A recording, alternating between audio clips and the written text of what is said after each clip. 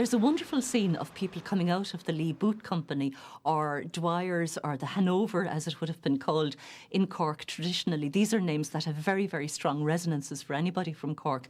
But the crowd of people really pouring out at the end of a day's work, presumably the bell went off, they could all rush out and go home. And you have all social classes. You have people who are clearly workers. You have children who are workers. If you look at them and just say to yourself, how old are they? They look like 8, 9, 10-year-old children, members of the adult world already. The great range of age. You have the youngsters, the young workers, the apprentices. It was an age, of course, of apprenticeship.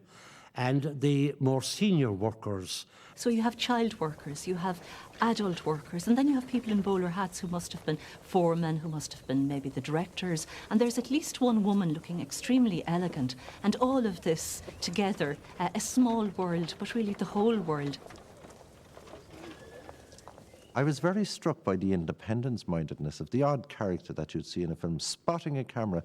And he struts across, the real, here's me. Do you know, there's a Cork type, like, you know, here's me. And this fellow walking out of the Lee Boot, for instance, and he's fixing the hard hat, you know. Now, he hasn't a clue what he looks like. He's never seen himself, but he's very keen on presenting the right image of himself, like, you know.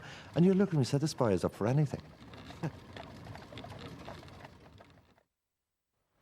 Far from the world of factory workers, polite society drifts down from the laundered suburbs of Sunday's Well.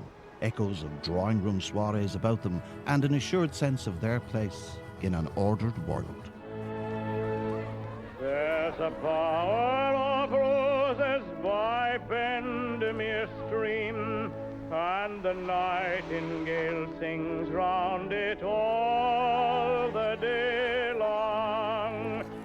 In the time of my childhood 'twas like a sweet dream to sit in the roses and hear the bird song. Merchant Prince Cork knew how to promenade, among the right kind of people, of course. Forget, but oh, when alone in the bloom of the year, I think is the nightingale singing there yet? Are the roses still bright by the calm Bendemeer?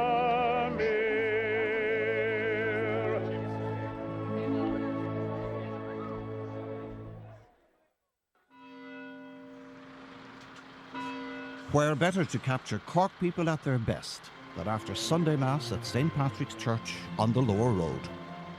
Faith of our fathers living still, in spite of dungeon, fire and sword. You look at the people coming out of St. Patrick's, and they walk out, they hang around on the steps, they talk to each other, some go off to buy the paper. Everyone then, of course, looking their best and also proud to be doing their religious duties and to be seen and photographed doing them as well. So that not only did you do good, but you were seen to do good.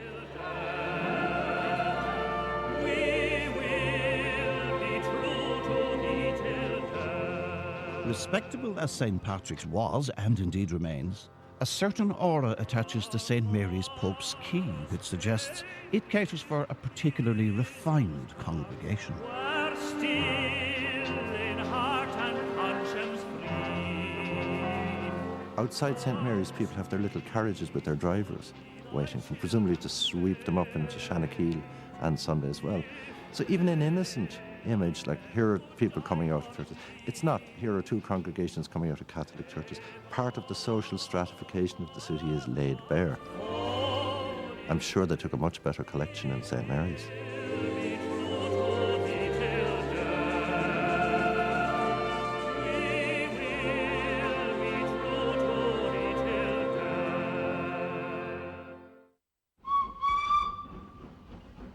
The Cork and Muskerry Light Railway, serving Dunamore, Blarney, Coachford and Cork, has all but fallen out of folk memory.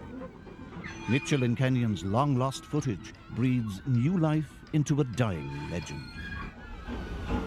I'm always amazed when I think of the transport situation because I was familiar with it at a sort of later stage when it survived really into the 30s. But Cork had so many railway stations, about 5 of them. It had a vast amount of horse traffic. You had the sound of the trams, the whining, the banging. You had then the rattle where I was at school. You had the rattle of the Muskerry dasher across the way at certain hours of the day.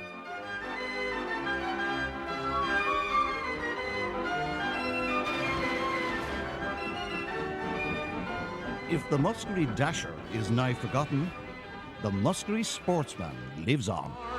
Rambling for roving, for football and sporting, for drinking.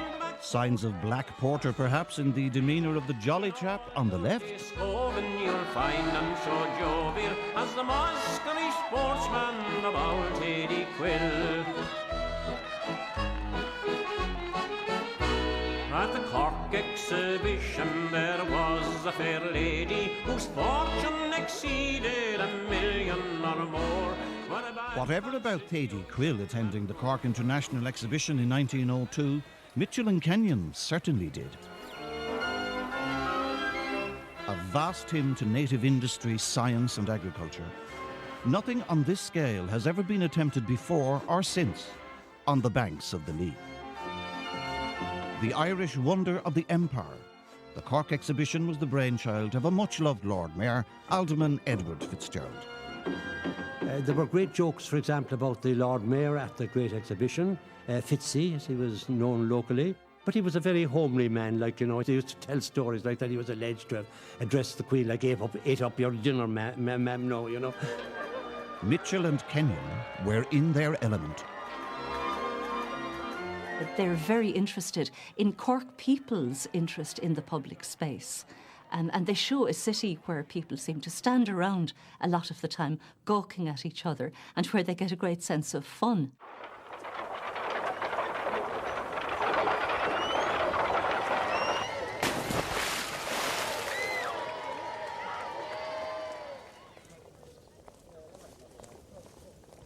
The international exhibition attracted peers of the realm, captains of industry, and the as yet largely loyal citizenry of Cork. There's very much a sense of spectacle of people dressing themselves in order to show off, and the public space being used as a kind of stage, as a theatre, where people would perform, even if the performance meant simply walking up and down. Cork society welcomed both the Commander-in-Chief of His Majesty's forces in Ireland, the Duke of Connaught, and a royal entourage led by Prince Henry of Prussia visiting the exhibition in early summer 1902.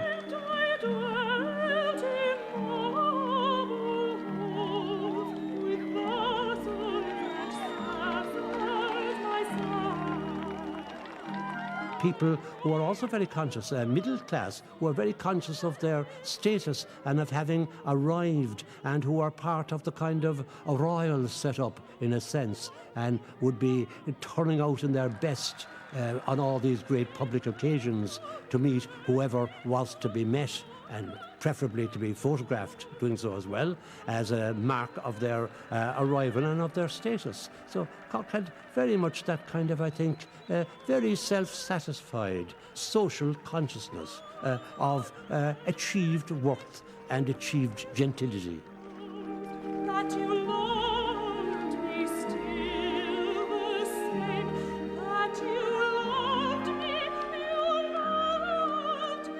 still the same, that you loved. Cork turned out in 1902 with the same enthusiasm for the symbols of empire it was later to display when welcoming such pillars of the Republic as W.T. Cosgrave and Eamon de Valera.